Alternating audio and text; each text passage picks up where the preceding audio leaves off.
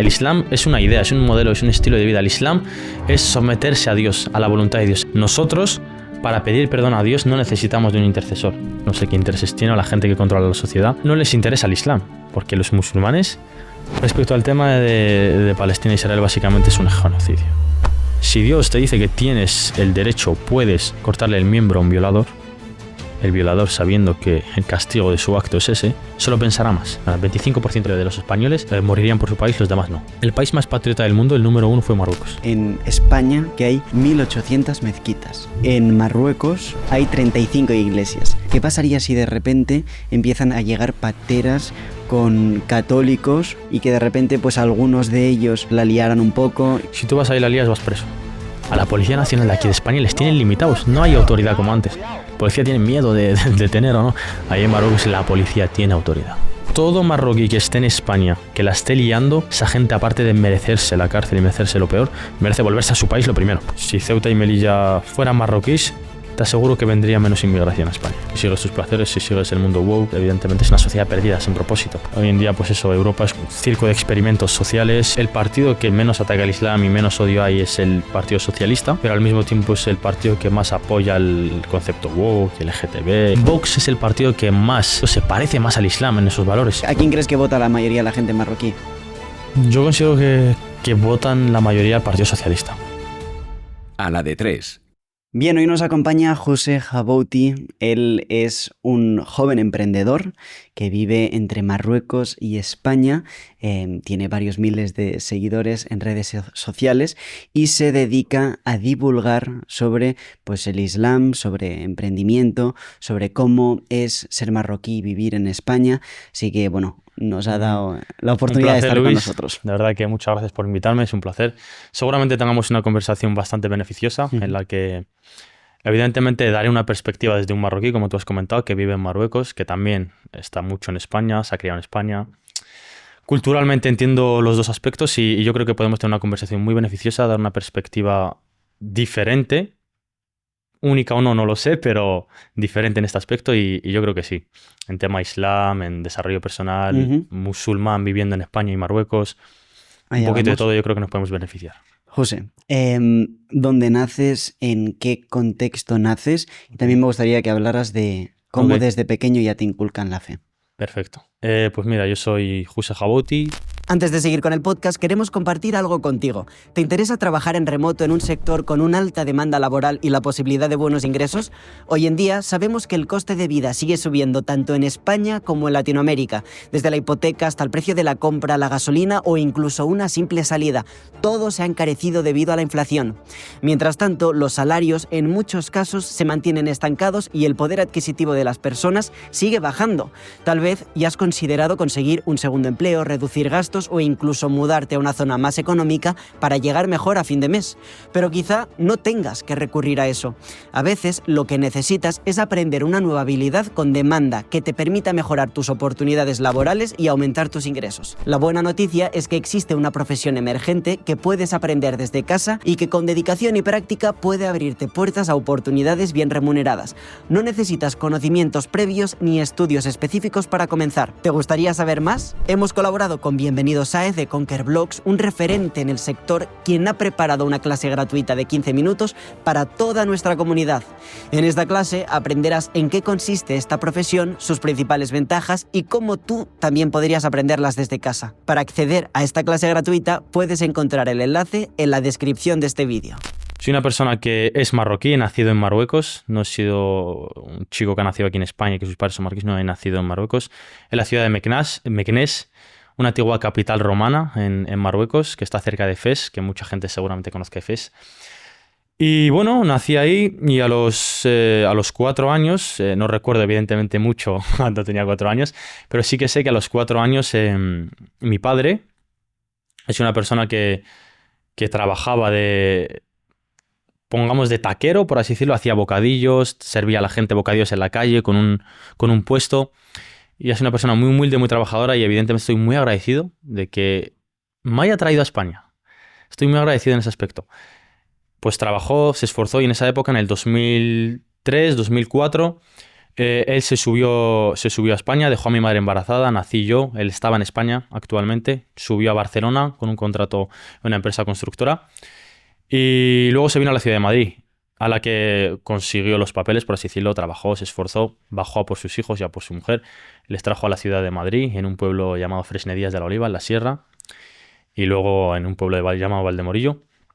Y bueno, ¿cómo me inculcaron el Islam? Sí que es verdad que como religiosos, ya sea cristianismo, judaísmo, islam, tenemos inculcado ya, por así decirlo, tú ves a tus padres como le ves rezar, ves a tus amigos que vas a la mezquita, ves el Ramadán de pequeño, ¿por qué mis padres no comen? ¿Por qué están ayunando?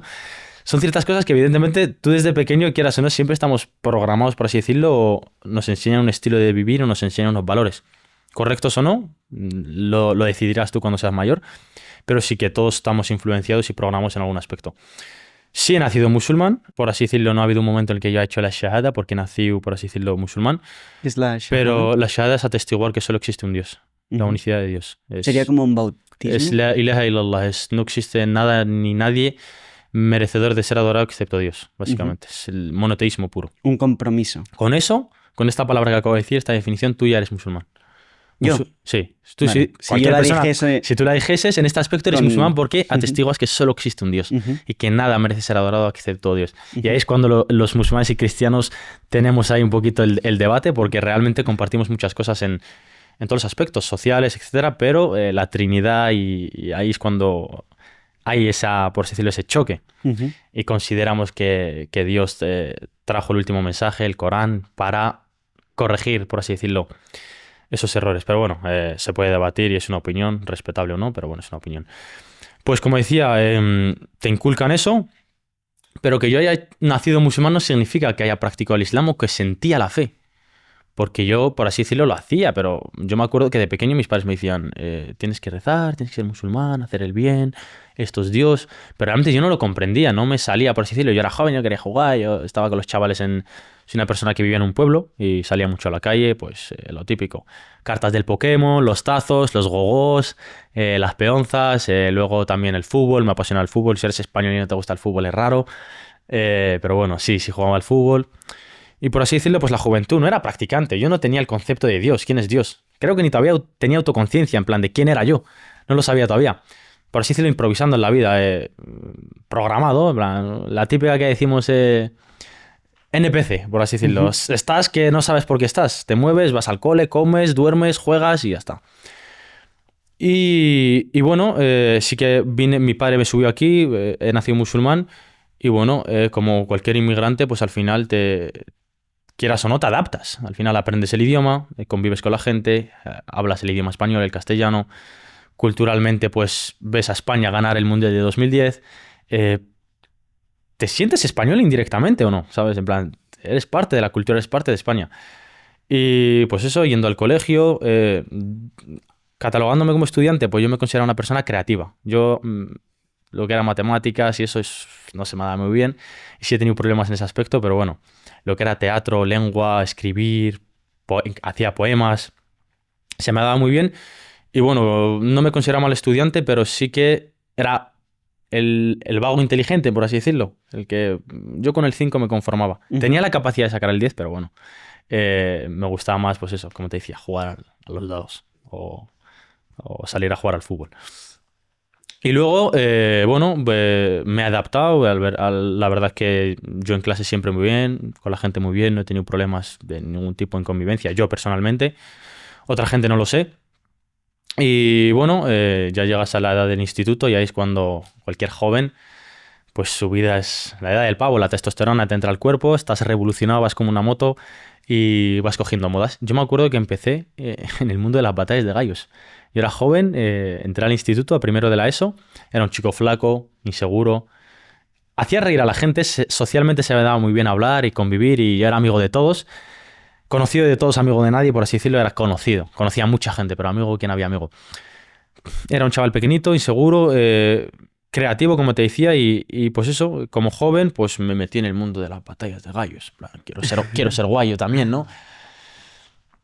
Y bueno, me puse a leer, a desarrollar mi lenguaje para poder dejar mal a alguien en la calle.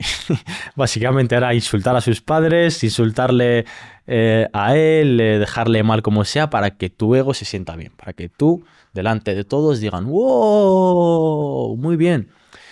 Y sí, estuve en la calle, me acuerdo que empecé a rapear y como joven en ese momento yo era musulmán o no. No era musulmán porque no estaba practicando el Islam, no tenía el concepto de Dios, no tenía un propósito claro, socialmente perdido, que si quería las mujeres, que si quería ser conocido, que si quería ser guay, que si quería que la gente me reconociera. Pues desde los 14 años hasta los 16 y medio estuve en ese mundo en el instituto, aprobando, sacándome la ESO, socialmente queriendo destacar.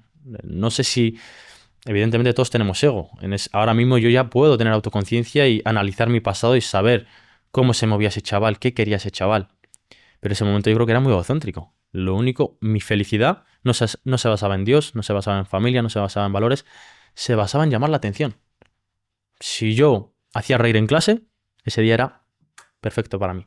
Si yo dejaba mal a alguien en el recreo o en el Parque de la Moncloa, en Full Rap Madrid o lo que sea, ese día era perfecto para mí.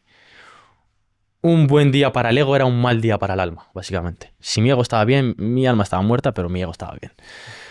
Y bueno, como todo joven que sigue sus pasiones, las mujeres, el disfrute, pues lo que pasa es que tocas fondo. Si eres hedonista, empiezas a seguir placeres, no tienes propósito, no tienes una visión clara, no valoras a la familia, estás persiguiendo mujeres, estás persiguiendo atención, ego, como te decía en este aspecto, tocas fondo.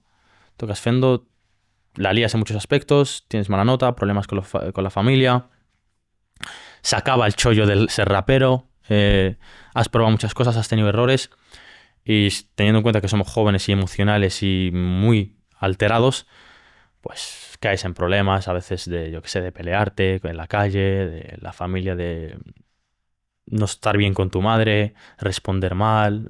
Al final se te juntan ciertas cosas que llega un momento que estás en la habitación solo y te pones a llorar.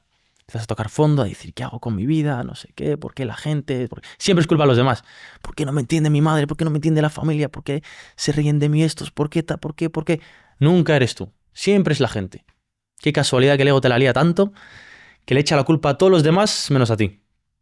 Pues cuando, por así decirlo, te humillas, reconoces que eres ignorante, que la has cagado, que la has liado, que estabas perdido, que no tenías propósito, que seguías tus pasiones. Por así decirlo, es como que no sé si es necesario que cada persona toque fondo, todos hemos tenido nuestros momentos, pero yo creo que es un punto muy clave en nuestra vida es en el que te das cuenta que eres ignorante, que no sabes nada, que en verdad eres un chulito sin ningún fundamento y reconoces humildemente que estás mal, que necesitas ayuda. Y ahí pues hay gente que se encuentra con una filosofía, hay gente que se encuentra con una creencia diferente. Yo me encontré con Dios. Entendí que mis padres son musulmanes. Voy a ver qué es el Islam realmente. ¿Quién es Allah? ¿Por qué tengo que rezar? ¿Qué son los pilares del Islam? ¿Por qué debo ser musulmán? ¿Quién es Dios en este caso? ¿Hay un propósito en esta vida? ¿Qué hago aquí? En el momento que, yo creo que cualquier persona, no solo como musulmán, en el momento que te haces las preguntas correctas, tu vida da un giro de 180 grados. Te cambia completamente, porque las preguntas correctas, aunque tú no sepas la respuesta, te dan curiosidad, te mueven a la acción. Espabilas, por así decirlo, para encontrar una respuesta que llene tu alma. Pues cuando digo, ¿quién es Dios? ¿Quién es Allah? Y me pongo a investigar quién es su propósito, cuál es mi propósito por el que me ha creado, ¿por qué me has traído a este mundo? ¿Qué debo hacer? ¿Estar en las batallas de gallos? ¿Para eso me has traído? ¿Por eso me ha traído Dios? ¿Para estar rapeando? ¿Para estar en el instituto buscando atención? ¿Por qué estoy aquí? Pues empiezas a investigar y, por ejemplo, encuentro que en el Corán, en el Sagrado Corán, Allah dice وَمَا خَلَقْتُ الْجِنَّ وَالْإِنسَ إِلَّا لِيَعْبُدُونِ y no he creado a los seres humanos y a los jinn sino para que me adoren. El propósito principal para un ser humano es que es adorar a Allah subhanahu wa ta'ala. Es un propósito fundamental por el que hemos sido creados. Sirviéndole, adorándole, vamos a tener una vida plena y estaríamos cumpliendo con nuestro propósito que indirectamente nos traerá mucha felicidad. Evidentemente luego ya hay propósitos mundanales, ser ambicioso, tener una empresa, ser reconocido en este aspecto, ser especialista en ese aspecto, pero el propósito fundamental es adorar a Dios. Cuando comprendí eso dije, vale, entiendo por qué ¿por qué he sido creado? He sido creado para adorarle, pero ¿adorarle en qué sentido? ¿Por qué? ¿Adorarlo por qué? ¿Por qué debe ser adorado Allah? ¿Por qué quiere que le adoremos? Muchas veces egocéntricamente pensamos que Dios nos necesita a nosotros. Allah no nos necesita de nosotros. Dios es muy grande, Él no necesita de que le adoremos. Si todo el mundo, el profeta habla en un hadith, si todo el mundo dejara de adorar a Dios, Dios sigue siendo el más majestuoso. Dios sigue siendo el más poderoso. Él no necesita que le adoremos. Si la tierra entera dejara de adorar a Dios, Allah sigue siendo el más grande. Dios sigue siendo el más grande. Y si al contrario, todos le adoráramos, sigue siendo majestuoso. Su majestuosidad o su omnipotencia no aumentaría ni bajaría, sigue siendo el más grande. En ese aspecto nos damos cuenta que nosotros necesitamos de Dios. No Él necesita de nosotros. Allah, sirviéndole y adorándole y haciendo el bien, nosotros nos beneficiamos a nosotros mismos. Es un concepto que también me cambió mucho la cabeza porque sí que tienes esas ideas de que te vienen con la duda para afirmar tu creencia. Como te dije antes, ¿por qué debo adorarle? O la típica de, si a mí me ha creado el ser humano, un árbol ha creado tal, y la Tierra, luego la Vía Láctea, Saturno, todos los planetas, la galaxia, el universo, Dios ha creado el universo. ¿Y quién ha creado a Dios? La típica pregunta. Eso se llama la ley de la causa y efecto. La ley de la causa y efecto, igual que la ley de la polaridad, son leyes universales. La ley de la causa y efecto es que toda causa que haya tiene un efecto, que aquí haya un sillón es que alguien lo ha tejido, alguien lo ha construido, que yo esté aquí es que alguien me ha creado, que alguien me haya creado, ¿quién ha creado a ese creador en este aspecto? No tiene sentido y ese argumento se rebate en el hecho que en el momento en el que te das cuenta que es una ley universal. Dios es ajeno al universo. Él ha creado el universo. Él ha creado el concepto del tiempo, del espacio, de la creación, de la pausa, de la causa y efecto, de la polaridad, del blanco y el negro. Todo lo ha creado Dios. Nuestra mente, que está limitada, Dios la ha creado. Muchas veces pensamos desde la perspectiva de ser humano de que no, sí, a mí me ha creado, ¿quién ha creado a Dios? No. Dios es ajeno al universo. La ley de la causa y efecto es una ley universal. Se rige en este universo, en este espacio y tiempo. Dios es ajeno al universo. Él ha creado el universo. No hay nada antes de Él ni nada después de Él. El tiempo a Él no le afecta. Porque Él es el creador del tiempo en este caso. Porque la gente que se atreve, sí, Dios está en las nubes. Dios no está en las nubes. Dios ha creado el universo, las estrellas, la Vía Láctea. Y nosotros como musulmanes no descartamos que no haya otro universo. Nosotros, te voy a comentar un concepto de los musulmanes para que veamos. Decimos Allahu Akbar. Allah es el más grande. Nos damos cuenta que aparte de para glorificarle, literalmente es el más grande. Porque nosotros creemos que hay 7 cielos. Allah ha creado 7 cielos. Para nosotros, esta tierra minúscula, en comparación con el Sol, la tierra es minúscula. El Sol en comparación con otra estrella, también el Sol es minúsculo. Esa estrella en comparación con la Vía Láctea es minúscula. Esa Vía Láctea comparada con, bueno, el cúmulo de galaxias, no sé si tiene un nombre. Pues bueno, todo el universo que sigue en expansión, todo eso que te he comentado ahora es el primer cielo. Todo esto para nosotros es el primer cielo. Pues hay 7. Y el segundo cielo es más grande que el primer cielo. Y el tercer cielo es más grande que el segundo. Y el cuarto es más grande que el tercero. Y el quinto es más grande hasta el séptimo. Y después de los 7 cielos está el trono de Allah. Y después el trono de Allah es más grande que los 7 cielos. Y Allah es más grande. ¿Me entiendes? Uh-huh. Ahí literalmente intentamos comprender la grandeza de Dios. Y Él es ajeno al universo. Así que la duda de quién ha creado a Dios la tengo muy bien resuelta, uh-huh, porque Dios es ajeno. O sea, si quieres, hablemos más de ello. Si me gustaría saber quién es Dios para ti, okay. También quién es Isa, creo que es... Isa, Jesús. Aisha, para ti, y que hables un poquito de ello, ¿no? Incluso perfecto, también okay. La Virgen. Es que esto te lo pregunto porque ahora me venía a la cabeza el hecho de que cuando pasó lo de las Olimpiadas, ¿no? De París, vi que había algunos países musulmanes que han denunciado eso. Que también denunciaban eso, ¿no? Entonces, si quieres, vamos a... Sí, cuenta un poco. Perfecto. Para mí Dios, lo dice él mismo se describe en la sura, bueno, una sura que es Qul huwallahu ahad, di Allah es el único, Allahu samad, lam yalid wa lam yulad. Es el único, no ha sido ni engendrado ni engendra. Ahí se resuelve la duda de que para nosotros Dios no puede tener un hijo y que Él es único sin asociados. Básicamente es fácil. ¿Quién es Dios? El único, sin asociados, merecedor de todo. y al mismo tiempo pues se le asocia a eso, que es el único, el sin asociados. Y perdona, pero José, tú tienes una relación personal. Por ejemplo, los católicos, Sí. pues podemos tener pues una relación, pues puedes ir a misa, puedes recibirlo Sí, todos los días, puedes adorarlo, puedes También, sí, sí. hablar con él, puedes tener conversación. O sea, esto como... Sí, evidentemente la relación... No sé si se le ve como... Relación con Allah es en cualquier momento. Ujú, En comparación con el cristianismo no necesitamos un intercesor para, por ejemplo, no sé, en el catolicismo, en la rama en la que sigues tú, yo sé de manera ignorante que el cristiano cuando quiere ir a hablar sobre sus pecados va a un cura, ¿no? ujú, A contarle sus pecados. En este caso hay un intercesor. Nosotros, para pedir perdón a Dios, no necesitamos de un intercesor. ujú, Puedo hablar directamente con él. No necesito ir a una mezquita sí o sí para rezar con Dios. Yo puedo rezar en el suelo, puedo rezar en el desierto, puedo rezar en la carretera. Hay una relación constante en la adoración, rezando con Él, comunicándome con Él, y también en mi propia mente. Estando aquí contigo puedo estar hablando con Él. ujú.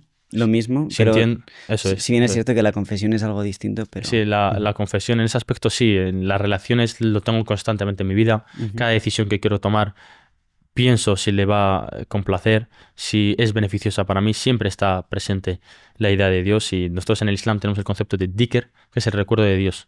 Es estar constantemente recordando a Dios y por ese aspecto nos llevamos recompensas, monedas de la otra vida, por así Oh. decirlo, que ayudarán en la balanza. Y lo que me decías es, ¿quién es Allah? Para mí en este caso, merecedor de ser adorado, el único, sin asociados, creador de todo lo que existe. ¿Quién es Jesús? En este aspecto, aquí es cuando los cristianos y los musulmanes, pues es un debate muy extenso. Ujú, Nosotros los musulmanes, en comparación con otras religiones, somos realmente más abiertos porque aceptamos, en comparación con el judaísmo en este aspecto, los judíos no reconocen a Jesús, ujú. no reconocen al profeta Mahoma, solo reconocen a Moisés. Y están esperando que todavía llegue su último profeta. Los cristianos no sé qué pensáis, nosotros pensamos que el último profeta que llegará a los judíos es el anticristo, Ujú. que luego el anticristo descenderá a Jesús de los cielos, porque para nosotros los musulmanes Jesús sigue vivo. Es el único ser humano que sigue vivo actualmente para nosotros. Luego te comento, inshallah si Dios quiere. En comparación con otras religiones, los musulmanes, el Islam está más abierto. Es más, por así decirlo, porque reconocemos a Moisés, reconocemos a Jesús y reconocemos al profeta, reconocemos a Yusef, a Noé, a Adam, todos los profetas, los reconocemos a todos. El cristianismo reconoce a Jesús, reconoce a Moisés, pero no reconoce al profeta Muhammad. Ujú. Nosotros reconocemos al profeta Muhammad, a Jesús, a Moisés, etcétera, etcétera, etcétera. También es verdad porque el Islam no nace 7 siglos después, ¿no? Entonces, Eso también es verdad que son eso es. predecesores, Sí. ¿no? Ahora, para también explicar, mucha gente considera que el Islam nació con la llegada del profeta Mahoma. El Islam es una idea, es un modelo, es un estilo de vida. El Islam es someterse a Dios, a la voluntad de Dios. El Islam, el significado, es sometimiento a la palabra de Dios, someterse a Dios. Para nosotros, Jesús era musulmán, Moisés era musulmán, Adán era musulmán. El Islam, el concepto de ser musulmán, viene desde la creación del primer ser humano, Ujú. de Adán. El Islam, el profeta Muhammad que trae con él, el Corán, el último mensaje.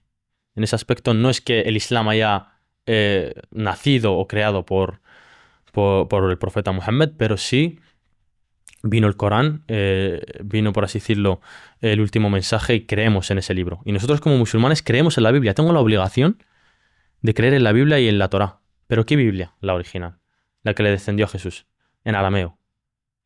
En esa Biblia sí creo. Si no creo en ella, no soy musulmán. Creo también en la Torá, en la que descendió a Moisés. En las que hay actuales, que ha habido muchas traducciones y bueno, hay muchas, no sé si hay 46 no sé, o 64 por ahí, hay muchas Biblias. En esas no creo, evidentemente. Yo creo en el Corán, pero en la primera Biblia, si me la traes, la que le descendió a Jesús, el mensaje que le descendió a Jesús, creo en él. Y la gente que siguió a Jesús en ese momento es musulmana para mí.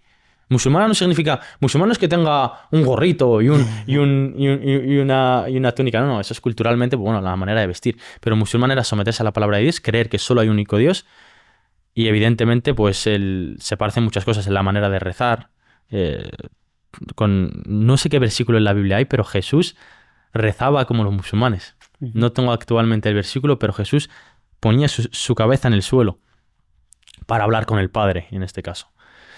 Y bueno, ¿quién es Jesús para nosotros? Es un profeta, es un profeta. Y lo que me comentabas de que de que ha habido países musulmanes que han denunciado lo que ocurrió en las Olimpiadas es totalmente cierto.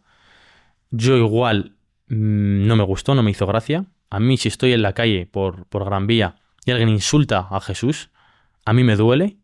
E incluso le puedo decir, oye, ¿qué haces? ¿Por qué le insultas? Porque amamos a Jesús. De corazón, le amo de verdad a Jesús. Amo igual a Moisés. Es uno de los mejores seres humanos que han pisado la tierra. De las personas más influyentes en la historia. Es una persona que, con el permiso de Dios, curaba muertos. Con el permiso de Dios, podía caminar sobre el agua. Con el permiso de Dios, no porque él era Dios, con el permiso que creemos los musulmanes, pues sacó una paloma tenía milagros. Cada profeta para nosotros tenía milagros. Jesús era de los profetas que más milagros tenía. Bajó la mesa servida del cielo, curaba con el permiso de Dios a los enfermos, resucitaba muertos con el permiso de Dios. Esos eran los milagros de Jesús. Unos milagros que evidentemente eran grandiosos. Pero no creemos que él era Dios. ¿Y creéis que la Virgen era su madre? Sí, por supuesto que sí. Uh-huh. En el versículo hay un capítulo en el Corán que se llama María. Habla solo de la Virgen María y del nacimiento de Jesús. El nacimiento de Jesús también creemos que María era virgen, evidentemente. Allah mandó al ángel Gabriel a María, que María era hija de un profeta. Era una mujer santa, muy conocida en esa época por su castidad, por su modestia. Es de las mejores mujeres musulmanas para nosotros. Una de las mejores mujeres musulmanas es María, luego Khadija también. Pero sí, creemos que el Islam dice que la Virgen María vino el ángel Gabriel a comunicarle que se le va a insuflir el Espíritu Santo, que va a haber ahí un mensaje de Allah, que va a tener un hijo llamado Jesús, Isa en este caso, y que será un mensajero para toda la humanidad. Allah dice, si Allah dice que va a nacer un hijo, nace un hijo. Si Allah es más milagroso, porque es más milagroso la creación de Adán, porque Adán nació sin padre y sin madre.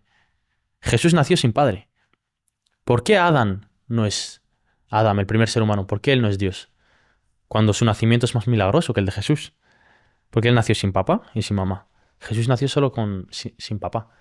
Pero para ponerte así una idea, Uh-huh. si hablamos de es un milagro, ¿cómo puede haber nacido sin padre? Si Allah quiere que nazca sin padre o sin madre, va a nacer. Dios es poderoso, lo que quiera sucederá. Pues nació Jesús, creemos que también nació virgen. Ella tenía mucha vergüenza porque la gente la iba a acusar pues en ese momento de haber tenido relaciones con alguien, pues era una mujer muy casta y le daba vergüenza, le daba miedo que la gente malinterpretara que ella literalmente no había tenido relación con ningún hombre, iba a tener un hijo. Y nació el profeta Jesús y su mensaje era para nosotros adorar solo a un único Dios, paz, misericordia para la humanidad. Era un ser humano maravilloso, le amamos. Y la diferencia con los cristianos es esa, que creemos que nació, que no tiene padre, al igual que vosotros, nació con la Virgen María. Para nosotros era un profeta, no era Dios, no era un hijo de Dios, era un profeta que venía a mandar el mensaje. Y evidentemente todo profeta tuvo pruebas, tuvo dificultades y bueno, fue atacado por los romanos, mucha gente no le comprendía. Él tenía un mensaje positivo, de paz, pero al final le querían matar. Al final de la historia pues le querían matar. ¿Para vosotros consideráis que le traicionó Judas en la última cena? ¿Consideráis que él realmente ya sabía quién era el traidor? ¿No? Creo. Uh-huh. Pero ¿cuál es nuestra versión de la muerte de Jesús? Vosotros la cruz, vuestra idea es que se sacrificó por todos los seres humanos para que todos fueran perdonados. Uh-huh. Y nosotros es...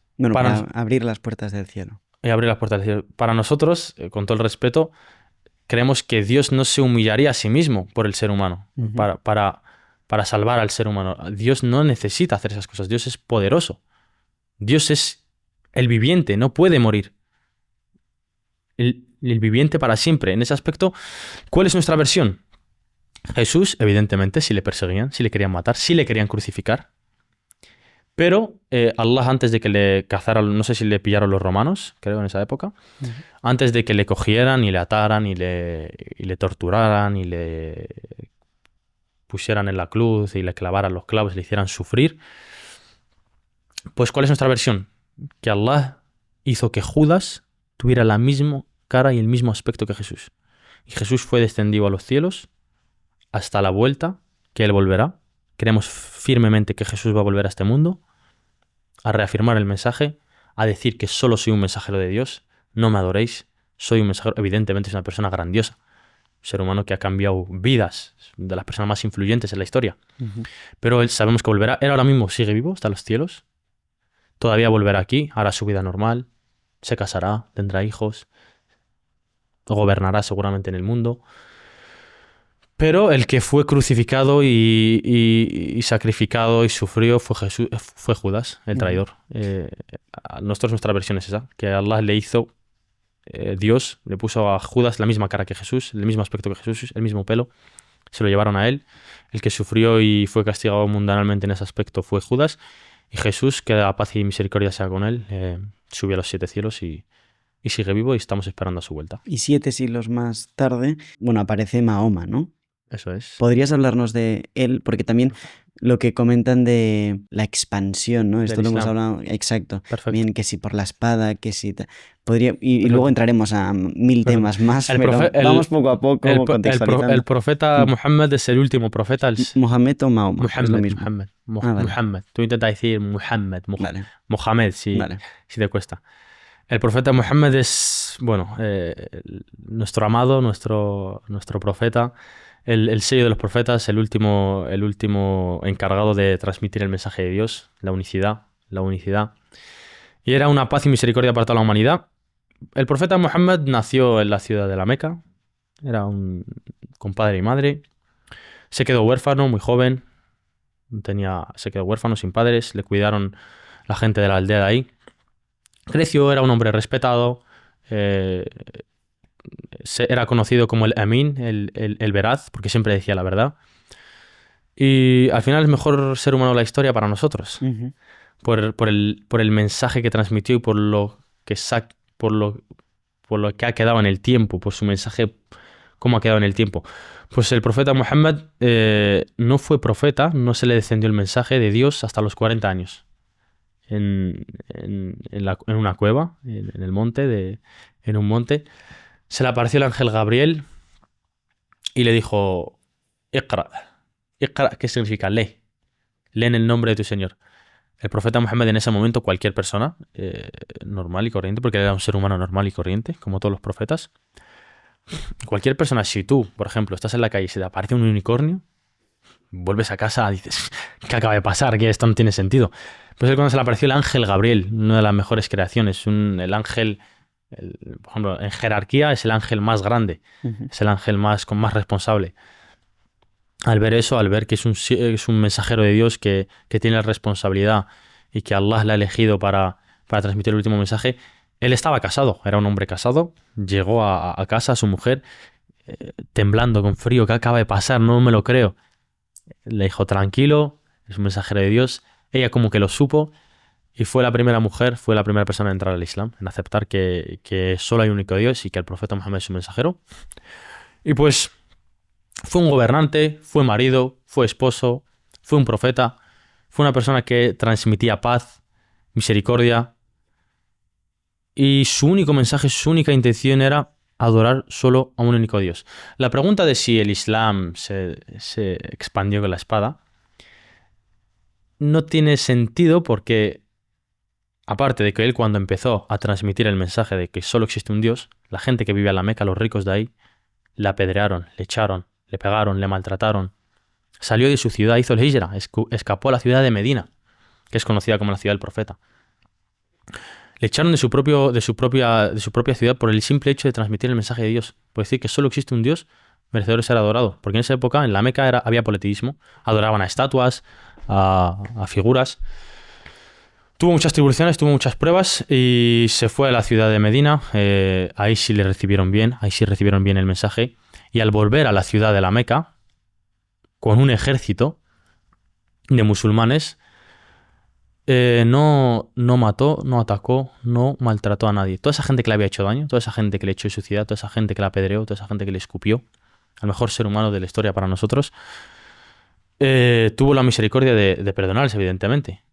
El Islam en este aspecto, ¿por qué consideramos que es más acorde al ser humano, porque el Islam, evidentemente, Allah te dice que no pegues, no maltrates, no tengas guerra, pero si alguien te ataca, tienes el derecho de defenderte. Típico diente por diente, ojo por ojo.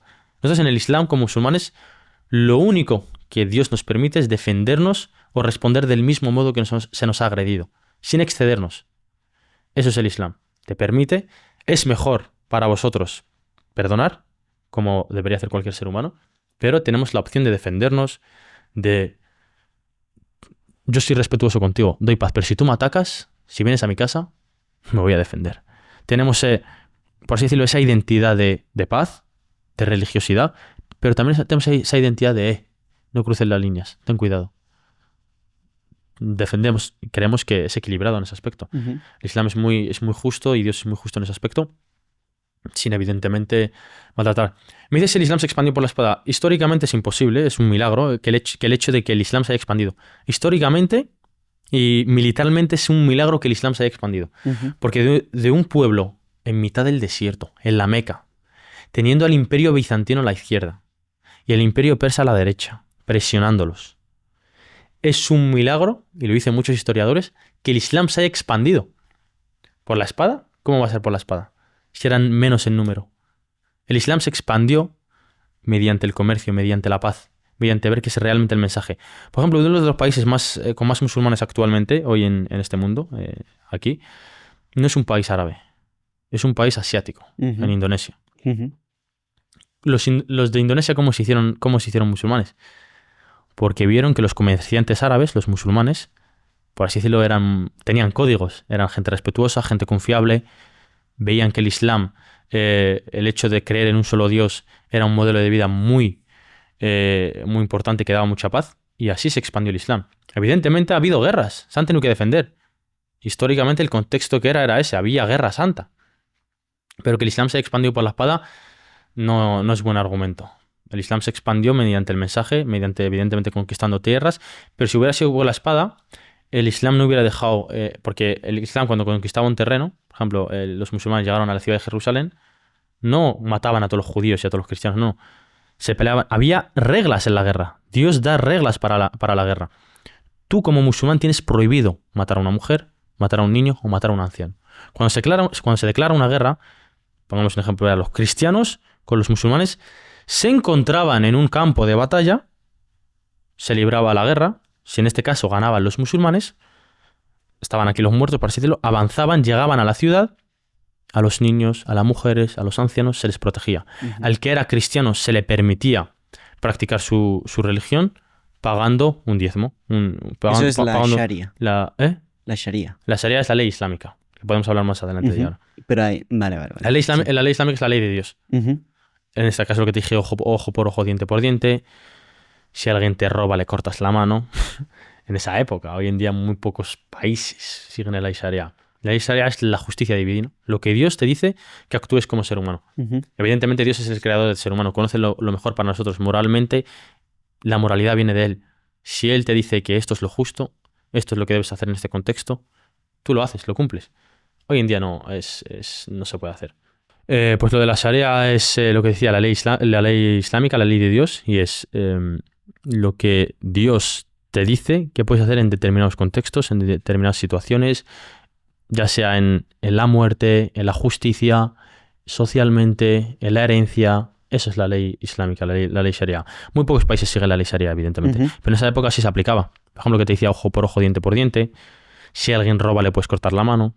Si alguien viola, le puedes cortar su miembro viril. Y esa gente, pues yo creo que es una solución bastante interesante, y es Dios quien ha creado al ser humano, y si Él te ha dicho que hagas eso, te ha puesto una ley para eso, sabe que es la mejor solución y sabe que es lo mejor para el ser humano, porque Él es el creador del ser humano. Si Dios te dice que tienes el derecho, puedes cortarle el miembro a un violador, el violador, sabiendo que el castigo de su acto es ese, solo pensará más.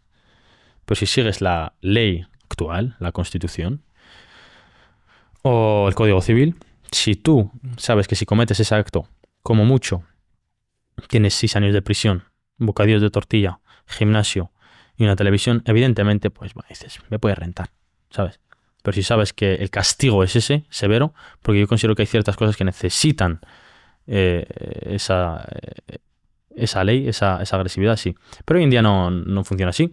Y lo que te decía, mediante la espada es imposible que se haya expandido mediante el odio, mediante la espada. Evidentemente, si a ti te atacaban, te tenías que defender. Y evidentemente, el contexto histórico era otro. Los hombres, los códigos funcionaban diferente. Si no atacabas tú, te iban a atacar. Si tú te quedabas en la aldeilla haciéndote el bueno, pues iban a venir los persas, iban a venir los bizantinos y te iban a cortar la cabeza igualmente.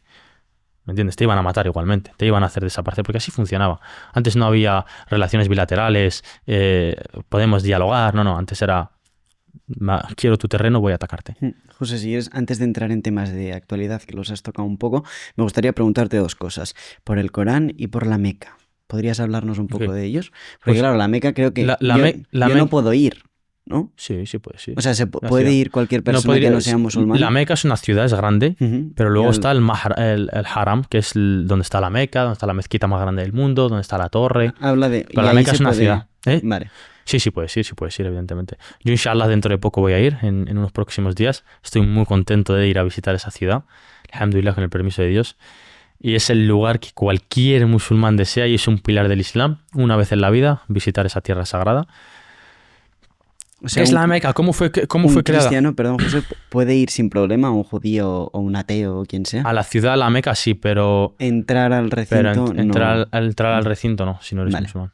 No lo sé, pero creo que debe ser musulmán.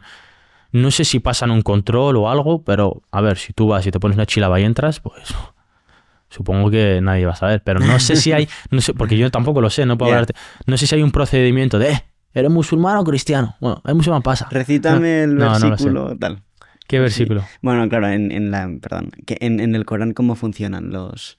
Bueno, ahora no, nos en el Corán cuentas. no se toca ese tema, pero... Vamos primero a la Meca. Pero a la Meca, sí. La Meca es una ciudad en mitad del desierto, en Arabia, actualmente en Arabia Saudí.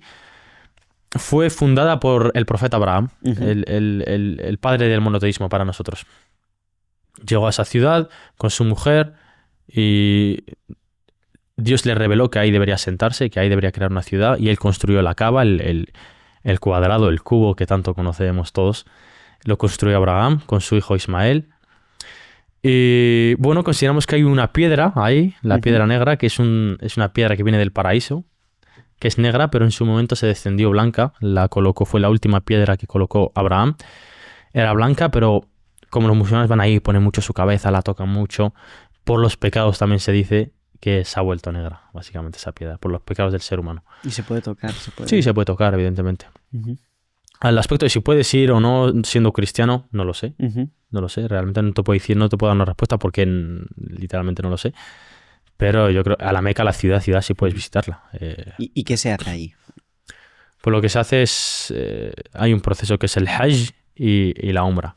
Son unos rituales que se cumplen, que no me puedo poner ahora mismo específico y explicártelos, pero son unos rituales que se hacen para acercarte más a Dios. Es como un estado de deep muy profundo en el que olvidas el mundo, solo estás conectado en pedir perdón a Dios, en hacer dua, en conectar con Él, en pedir lo que quieras, lo que necesites y estar conectando con tu Creador profundamente. Es un momento de desconexión absoluta del mundo en el que vas con una prenda blanca, desnudo, sin calzoncillos, sin nada, con una prenda blanca aquí. Las mujeres, los hombres ahí dando, pues eso, todo lo posible para conectar, para conocer su propósito y para pedir perdón a Dios. Pero es un lugar de culto, de mucho culto. Y la ciudad de la Meca fue creada así.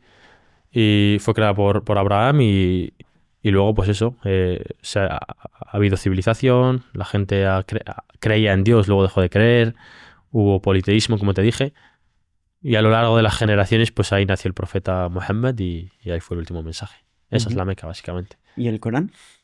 El Corán, pues es el libro sagrado de Allah subhanahu wa ta'ala. El Corán fue descendido exactamente no sé en cuántos años, pero no fue un libro que llegó entero. Fue un libro que fue descendido poco a poco de manera progresiva, en el que Allah, Dios, le comunicaba el mensaje al ángel Gabriel. El ángel Gabriel descendía y era un ángel. Los ángeles tienen la capacidad de convertirse en personas. Seguramente nosotros creemos, puedes haberte cruzado con un ángel en tu vida. ¿Le has visto con la forma de una persona? ¿Es una persona? ¿Le ves? No sé si a ti te ha pasado, pero hay personas que ves y dices, ¿qué luz tiene? ¿Qué aura tiene? Esa persona podría haber sido un ángel perfectamente. Pues el ángel Gabriel, en este caso, tiene la capacidad de convertirse en personas, en pasar desapercibidos, porque si se manifiestan en su verdadera naturaleza, pues sería muy difícil, porque el ángel Gabriel es muy grande, en comparación, es más grande que este mundo. Es una persona, es un ser muy grande. Pues bajaba, se le aparecía al profeta Muhammad en forma de ser humano y le comunicaba el versículo en ese contexto. Por ejemplo, los musulmanes al principio no sabían cómo rezar. El profeta Muhammad en este caso sí ascendió a los cielos y Allah le comunicó cómo rezar, pero los musulmanes antes sí bebían alcohol, sí bebían vino. En la época de la Meca, la gente de ahí le encantaba el vino, bebía vino, alcohol. En el momento que descendió el versículo al profeta Muhammad de que están prohibidas las sustancias embriagantes, tienen un beneficio para vosotros, pero el mal que tienen es peor que el beneficio, todos los musulmanes en ese momento se comentaba que en la ciudad de la Meca había ríos de vino, porque todo el mundo, toda la gente que tenía vinos, vides, todo lo tiraron al suelo y había ríos por la calle de vino. Porque en ese momento ellos no sabían que estaba prohibido, acababa de descender ese versículo. Pues era en función de la vida del profeta y cómo era el contexto, se iba descendiendo versículo, versículo, versículo, versículo. Se tardaron muchísimos años en descender todo el Corán. No es un libro que vino así, por así decirlo. Pues creemos que es la palabra directa de Dios. Es la palabra directa de Dios. Dios se está comunicando con nosotros con el profeta Muhammad. Él tiene una conversación con el profeta en el que a veces va dirigida directamente hacia nosotros. ¿Y cómo explicar también del profeta? Pues que tuvo varias mujeres. Sí. Entonces a veces se comenta, ¿no?, que hubo una, bueno, que era más bien una niña de 6 años y que luego consumaron la relación con 9 años. Esto se dice, sí. Eso no es tan verídico, no es tan correcto. Pero pongamos en contexto. Como te había dicho antes, no sé si lo sabías, pero había, no sé si era Howard Carter o no me acuerdo cómo, pero hay un libro muy conocido que salió en los años 80 o 90 en el que se dictaba las 100 personas más influyentes en el mundo. El primero, él comentó que la persona más influyente, aunque os sorprenda a muchos, es el profeta Muhammad, el más influyente de la humanidad, y el segundo Jesús. ¿Por qué? Porque el profeta Muhammad, a diferencia de Jesús, fue padre. Jesús no fue padre. El profeta Muhammad se casó. El profeta Jesús no se casó. El profeta Muhammad era gobernante de tierras, era padre, era marido, era trabajador, era comerciante. Se casó. En este caso, el profeta Muhammad se casó con más de 4 mujeres. Con 11. Más de 4 mujeres, por 11. Más de 4 mujeres. Contextualizando, en ese momento no era igual que ahora. En ese momento ahora lo ves y dices, nosotros como musulmanes tenemos permitido casarnos con 4, pero el contexto es muy difícil que se dé para que tú puedas casarte con 4. En ese momento, como comentamos, había guerras. Una mujer, cuando su marido iba a la guerra y moría en batalla, esa mujer quedaba desprotegida. Nadie la iba a proveer, nadie la iba a dar alimento, nadie la iba a proteger. ¿Qué se hacía? El musulmán, el hombre que quedaba vivo, que estaba ahí, se casaba con esa mujer para protegerla, para proveerla, para darle seguridad, básicamente. Y siendo exactamente igual de justo con todas. Si no eres exactamente igual de justo, no puedes casarte con ella. Y siempre con el permiso de la primera. Si la primera mujer, que todas, conociendo las celosas que son, dicen, no quiero que te cases con otra mujer que no sea yo, evidentemente no puedes. Es si la primera mujer te da permiso. No, a mí me apetece, yo quiero, me caso con 4. No. Se tiene que dar un contexto específico que la primera mujer quiera, que el 95 o 99% de mujeres no van a querer. Pero ese es el contexto. Y se casó con muchas mujeres y dicen que tuvo 6 años, etc. Tenía entre 9 y 12 años. En esa época las mujeres evidentemente era diferente. La calidad, ¿cómo se decía? La esperanza de vida era menor. Las mujeres no son como ahora, es que van al instituto. Las mujeres antes maduraban muchísimo antes, igual que los hombres. Ha habido hombres, Alejandro Magno, generales en el ejército cristianos y musulmanes, que eran generales de un ejército con 19, 18 años. Los hombres se casaban antiguamente con 16, 17 años. Una mujer era muy normal en esa época que a la que tenga la regla, por así decirlo, se case, porque ya está preparada para tener hijos. Sí que es verdad que occidentalmente hemos puesto la edad de 18. 18 años es la mayor de edad. ¿Por qué 18 años es mayor de edad? ¿Por qué no es 16? Por preguntar. ¿Por qué en Estados Unidos es 21 años? Históricamente tenemos ya muy bien asociado en nuestra cabeza que si no tiene 18 años, ilegal. Ilegal ahora, claro que sí. Antes no. Antes era un contexto diferente, la sociedad funcionaba de manera diferente, la gente era más o menos madura, estaba más preparada o no. Sí que era joven, sí que le pidió la mano, por así decirlo, siendo muy joven, pero hasta que no estuvo preparada para casarse, 13, 12 años, no se casó con ella. Normal, fácil, en ese momento era comprensible y no había ningún tipo de problema. Pero es un típico argumento para tachar de pedófilo al profeta Muhammad. No, bueno, es lo que dicen, Sí, sí, sí, tal, sí. pues se comenta Sí, sí, para sí. que puedas explicarlo bien. Sí, sí, sí. Y luego también, dentro de los musulmanes hay dos corrientes. No sé si Sí. la palabra correcta son los corrientes, quizá. Pues los, hay los chiitas y los sunitas. chiitas que serán 10-15% Sí. y los... Más en la zona de Irán, Pakistán, Afganistán. ¿Y cuál es la gran diferencia? entre La los gran diferencia es que cuando murió el profeta, los chiitas decidieron que el descendiente del profeta, porque había califatos, Umar, califatos, consideran que el descendiente del profeta debería haber sido el sobrino del profeta, Hussein en este caso. Esa es la principal diferencia. Se separaron ya después de la muerte del profeta, es cuando se empezaron a pelear y a separarse. No, tenemos que seguir a este, no, debemos seguir a este. Pues ellos decidieron no cumplir con lo que el profeta dijo, que su sucesor iba a ser Omar en este caso, y ellos prefirieron que no, que debería ser Hussein. Y también hay muchas diferencias en que ellos no creen en los compañeros del profeta, en los libros de hadices, creen solo en el Corán únicamente. Son personas que solo siguen el Corán, son personas que también fluctúan y no siguen muy bien la creencia islámica porque adoran por así decirlo, a imames, van el gran sabio Mohamed III, que era un gran musulmán, pues van a su tumba, le piden cosas, no siguen la creencia islámica. Por así decirlo, nosotros pensamos que salen del Islam en ese aspecto. Y Los básicamente esa chiitas es la única salen del diferencia. Islam. Sí, hay muchísimas ramas en el Islam. Está la de chiitas, está el sufismo, que es una corriente islámica más espiritual, más filosófica, que era la época del Andalus, en Granada también, aquí en España hay mucha corriente sufista. Hay extremistas, gente que está mal de la cabeza. Hay muchísimas ramas del Islam, y al igual que el cristianismo. Pero la principal, para nosotros, y la mayoría, es el sunismo, que es seguir el Corán y la Sunna. Sí, ¿sabes qué pasa? Yo creo que también a partir del 11 de septiembre, del 11S, es como que... pues es lo que has comentado, Sí, ¿no? la Lo imagen de entonces ya extremista, de todo tal, terrorista, no sé qué. evidentemente. Yo de manera sincera, yo considero que el Islam es de las religiones más atacadas, pero que más firme sigue, por así decirlo, en su creencia.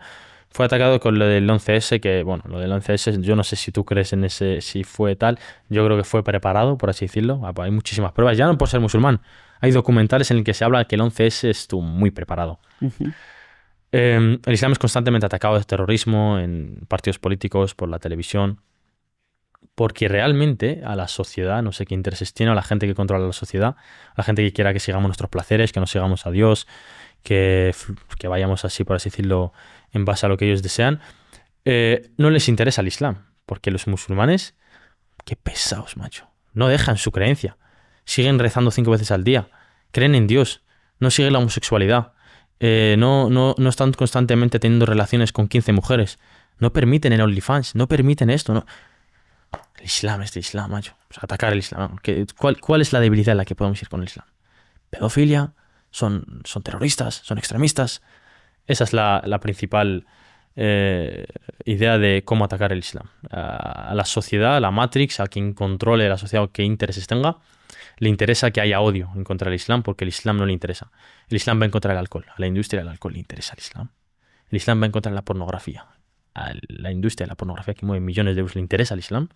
El Islam va en contra de mantener relaciones sexuales fuera del matrimonio, de fiesta. Existe una enfermedad llamada SIDA, en este caso, VIH, enfermedad de transmisión sexual. No interesa. ¿Aborto y eutanasia? No a la gente que fomenta las industrias farmacéuticas, no les interesa el Islam. El Islam fomenta más la medicina tradicional. Todas estas cosas, no. ¿Y qué piensa del aborto y la Hollywood, eutanasia? Aborto y eutanasia, por ejemplo. Estoy muy en contra de ello, evidentemente. El aborto, estás cometiendo un crimen, estás matando a una vida en este caso. Y bueno, el aborto hoy en día es muy, lo digo así claramente, es muy duro decir, no, ¿cómo puedes decir eso? Si no sé exactamente cuándo el musulmán considera que el Islam dictamina que un feto tiene alma, pero creo que a los 3 meses. Antes de los 3 meses yo creo que sí se puede. Pero una vez el feto tenga alma, tenga vida, es un delito, es un crimen. Estás matando a un ser humano. Que él no ha decidido morir. Si tú has sido irresponsable, si Dios ha querido que pase eso, evidentemente hay contextos. Todo es contexto. Si una mujer ha sido violada, tiene 16 años y tiene un hijo, pues, islámicamente hay contextos. No es que no se aborte, no. Cada persona es diferente. Hay contextos y situaciones. Pero incluso en ese aspecto, muchos recomendarían tener ese bebé. Pero como te digo, hay contextos y situaciones. En cuanto a la eutanasia, no estamos a favor de ella, porque nosotros como musulmanes el hecho de suicidarnos nos lleva directamente al infierno. Quitarnos la vida nos lleva directamente al infierno.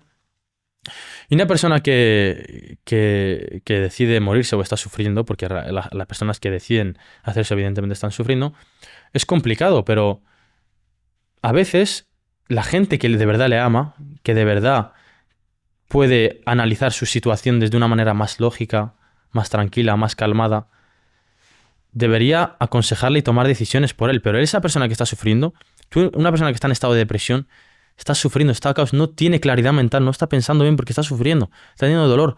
Nada, solo quiero que se acabe este dolor. Pero la persona que está afuera, tú como digamos eres mi amigo, yo estoy sufriendo, me dices, José, tranquilízate. Hay otra perspectiva, tú lo ves desde otros ojos. Me dices, mira, esta es la situación.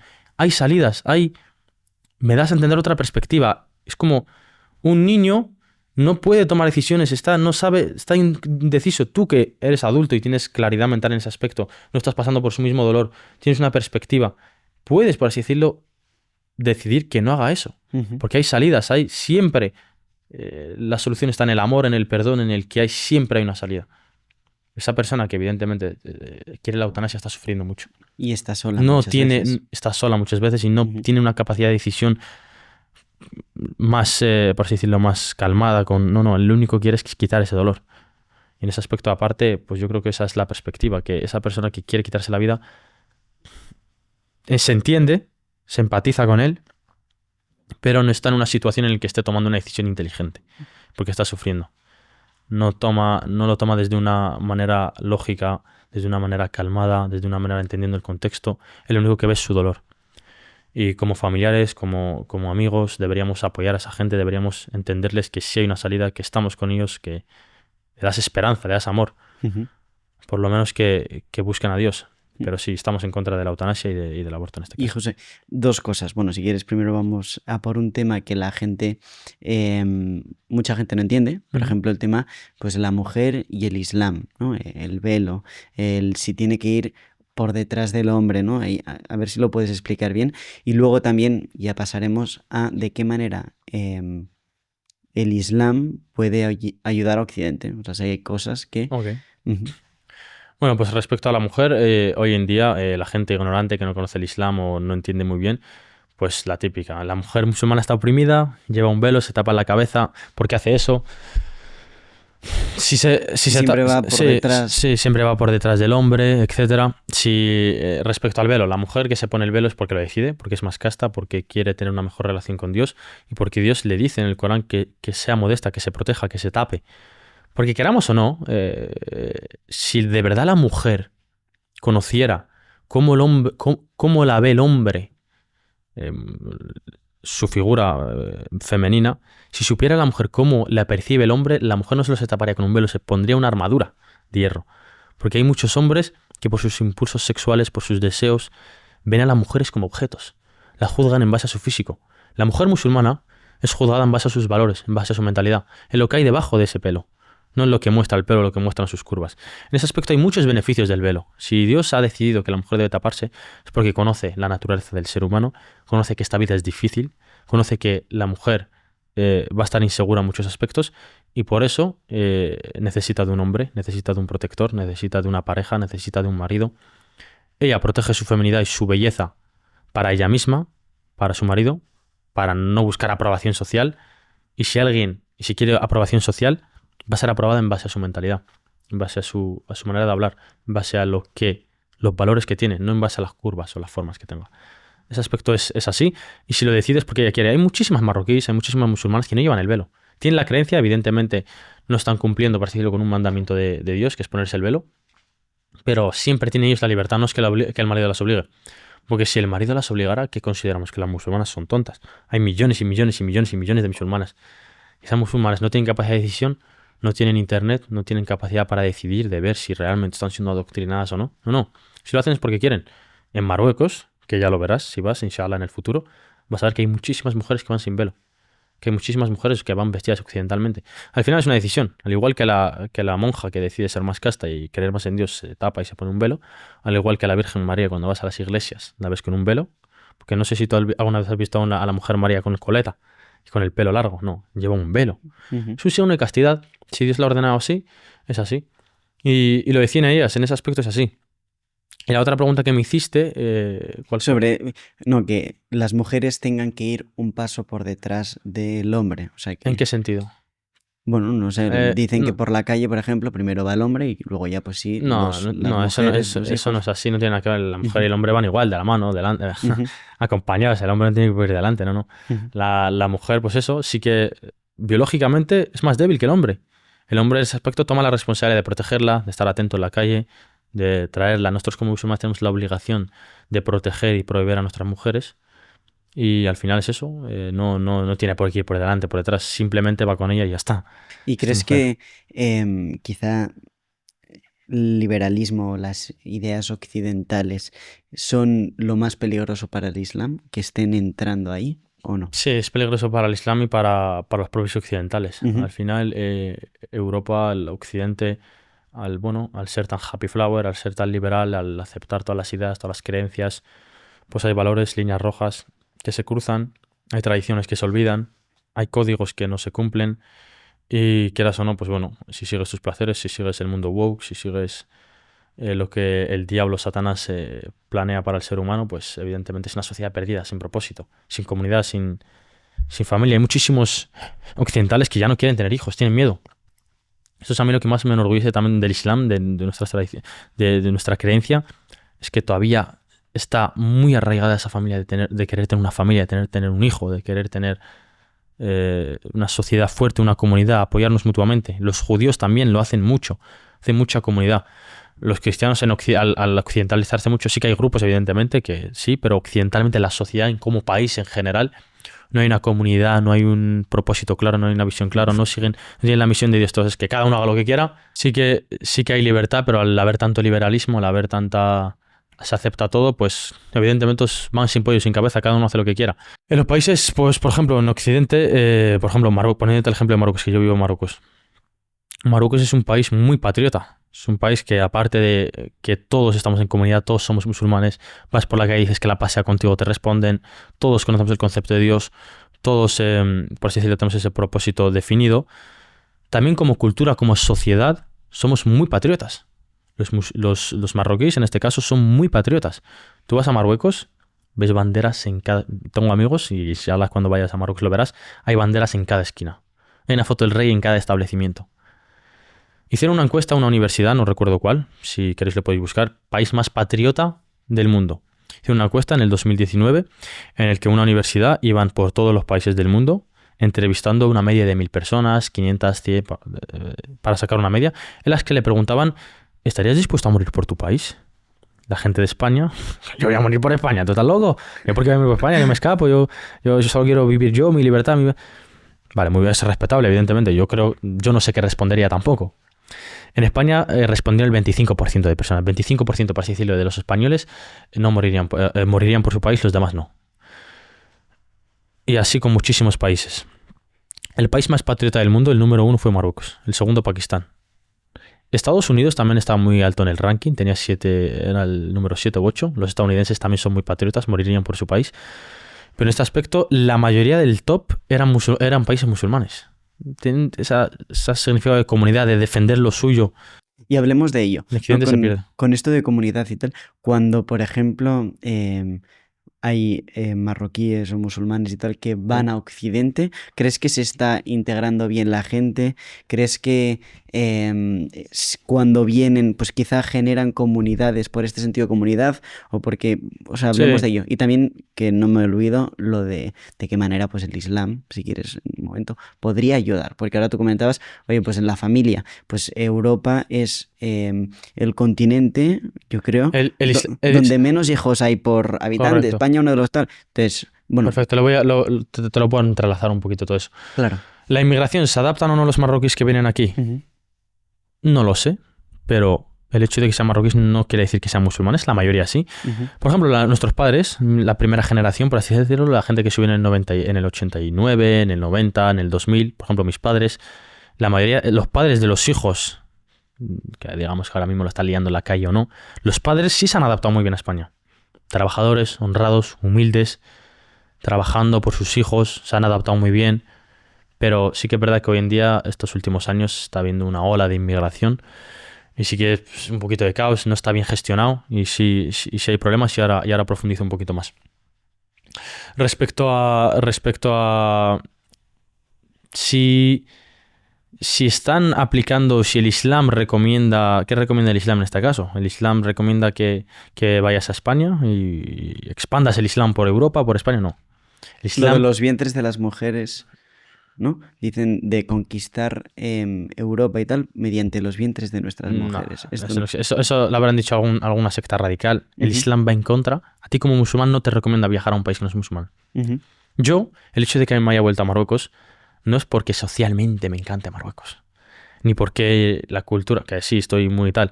Yo he vuelto por mi religión. Si yo soy una persona religiosa, voy al país que mejor fomenta mi religiosidad. Los musulmanes, muchos sabios de Arabia Saudí, los que siguen el Corán y Sunna, no recomiendan que como musulmán viajes a un país que no es musulmán.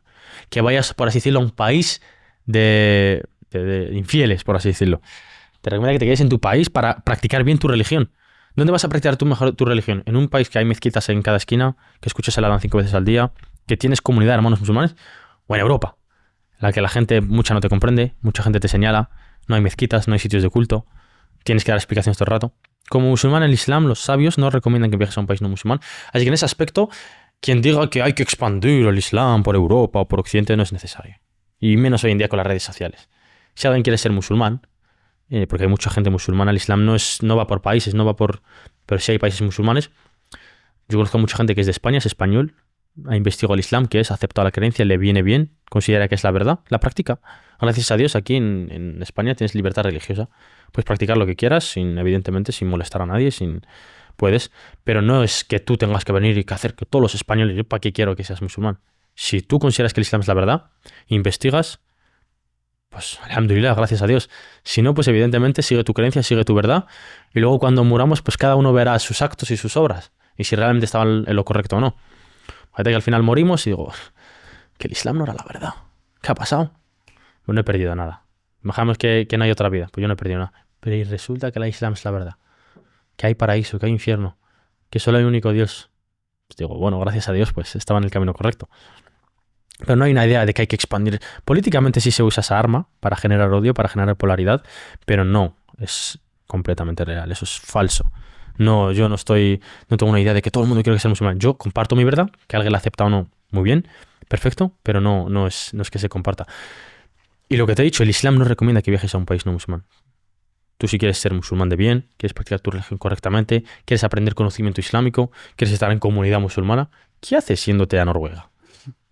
¿Qué pasa? Que el Islam, al ser una religión para todo el mundo, pues si tú eres un estadounidense en Texas y aceptas el Islam, pues hay una comunidad musulmana ahí. Están en su libertad, evidentemente somos seres humanos. Hay comunidad musulmana en Texas, hay comunidad musulmana en España.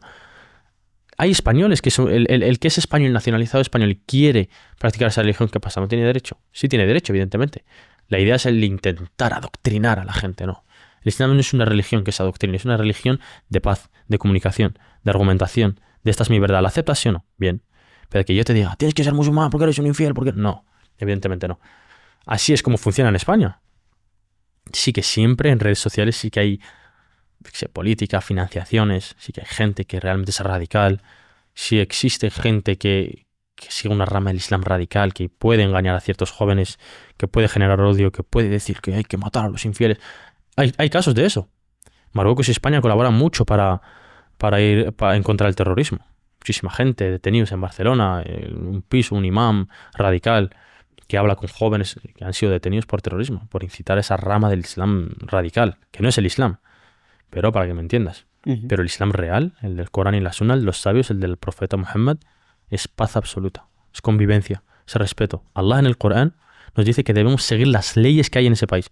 Yo estoy en España y soy musulmán, tengo que seguir la Constitución por orden de Dios. Dios me ordena que siga las reglas de ese país. Así que si yo estoy en España, voy a convivir, te voy a saludar, voy a sonreír, voy a ser mi mejor versión como ser humano. Porque para mí ser musulmán es ser mi mejor versión como ser humano. Pero la sociedad es muy diferente, este mundo es muy difícil, para tener una verdad es complicada, para analizar socialmente el contexto también es complicado, pero estamos intentando acercándonos a una perspectiva más real y más sincera en este caso. ¿Y qué crees que pasaría? Porque, José, en España creo que hay 1800 mezquitas. ¿Ok? En Marruecos, ¿Qué pasaría si hay 1800 creo, iglesias? hay 35 iglesias. Sí. En España hay creo que 2 millones de musulmanes, Correcto. una cosa así, 1,5 millones. Y en Marruecos hay unos 24.000 o 20.000 creo que eran católicos. Ok. ¿Qué pasaría si de repente empiezan a llegar pateras con católicos, ¿no? Sí. Con gente, y que de repente pues algunos de ellos quizá pues la liaran un poco y de repente pues se ponen ahí... O sea, ¿qué crees que pasa? En Marruecos, si tú vas como país musulmán, como es culturalmente Marruecos, si tú vas ahí y la lías, vas preso. Directamente. Como marroquí, si la lías, vas preso. La policía de ahí no es como aquí, que a la Policía Nacional de aquí de España les tienen limitados. No hay autoridad como antes. La policía tiene miedo de detener o no. Ahí en Marruecos la policía tiene autoridad. Hay respeto a la policía. Hay respeto a seguir la ley. El que la lía en Marruecos no la lía. El que la lía aquí en España, digamos, si es marroquí, no la lía igual en Marruecos, yo te lo aseguro. En Marruecos está eso. Si tú vienes como inmigrante y la lías, gracias a Dios, como musulmanes, como creencia, como tradición, tenemos esos códigos de tú vienes a mi país a liarla. Yo te lo digo desde ahora. Todo marroquí que esté en España, que la esté liando, que esté haciendo delincuencia, que esté esperando a una anciana para robarle el bolso en la Rambla, esa gente, aparte de merecerse la cárcel y merecerse lo peor, merece volverse a su país lo primero. Merece que se le eche de España, pero ya. Yo como marroquí estoy en contra de todo eso. ¿Cómo puedes ser marroquí? Vienes a un país, tú digamos, pongamos un ejemplo, pongamos el ejemplo de un MENA. Vienes a un país, te acoge, en teoría tú, bueno, has salido de la situación en la que estás, te acoge, te está dando ayudas, estás siendo un sitio que te dan de comer, te dan de dónde dormir. Hay mucha gente que le dan, yo que sé, una paga de 20 euros a la semana. Y te pones a robar. De primeras, musulmán no eres. Porque el musulmán no es así, el Islam no ordena eso, no dice que hagas eso. Primero no eres musulmán. Y luego ya como marroquí, a mí, no te digo que te odio, pero me estás haciendo mal a mí y a los marroquíes que conozco que somos gente de bien. Nos estás haciendo más daño a nosotros y a los españoles en este caso, estás haciendo muchísimo daño. Que también cualquier persona que es marroquí, y lo saben, yo voy contra eso. Yo no es que tenga miedo a los marroquíes ni nada, no es por la cava, así por... Si eres marroquí, robas. Mucha gente quiere ir de guay, quiere ir de... No sé. Si eres marroquí y robas, por mí, ojalá, ya Allah, pido a Dios que el gobierno le mande. Básicamente, vienes a un país, te acoge, te da ayudas, te da y te pones a delinquir, a robar. ¿Qué tipo de persona eres? Te mereces mínimo volver a donde estabas. Y ahí en Marruecos te aseguro que a esa gente hay dureza, la autoridad tiene autoridad. Uh-huh. Y el calabozo de ahí no es el de aquí. El de aquí te da bocadillo de tortilla, te ríes, al día siguiente sales, ahí el calabozo de ahí es diferente. ¿Cómo es? Muy diferente. Lo que es un calabozo. Defíneme calabozo. Calabozo. La definición de calabozo la llevan bien. Hay sitios que dicen cárcel y no es la definición de cárcel. No es la definición de calabozo. Calabozo en Marruecos es un calabozo. Y cuando entras ahí se te quita la tontería, ¿sabes? Al final, como marroquí no me representa a esa gente. Tiene que, evidentemente... ¿Cuál es la solución social? No lo sé. Al final hay una confusión, no sé, una mala gestión, pero la gente, a mí, incluso yo mismo, yo soy un inmigrante, a mí, si en algún momento me pongo a maltratar, a pegar, a robar, lo mínimo, yo ahora mismo, gracias a Dios, soy una persona civilizada, tengo creencia en Dios, soy una persona que me considero una persona de valor, me considero una persona educada, ¿sabes? Me lo digo a mí mismo, pero si en algún momento se me va la cabeza y dejo de ser quien soy, y mi identidad se pierde, y me pongo a robar a alguien, o me pongo a pegar a alguien, pido a Dios que a mí también me manden. No solo, a cualquier persona. ¿Qué tipo de persona eres haciendo eso? ¿Y por qué la gente se va de Marruecos y a quién dejan Vale. pasar? La O sea, ¿a gente- quién dejan que se vaya? Correcto. Porque luego... Al final Marruecos es socialmente el país y el contexto es difícil porque, primero, no se fomentan las ayudas. Es un país que tienes mucha libertad, evidentemente. Si trabajas algo, si tú, por ejemplo, eres una persona que vive en el monte, tienes verduras, patatas, cebolla y vas al mercado y te pones a vender, todo el dinero que ganes es tuyo. Como es un país que también, uno de los países que más flujo de efectivo tiene, lo que es la tributación es muy difícil que te pagar impuestos porque todo es en efectivo, básicamente. En aspecto de tributación, muy poca gente paga tributación. Como autónomo tienes un 0%, un 1%, pero básicamente casi es cero.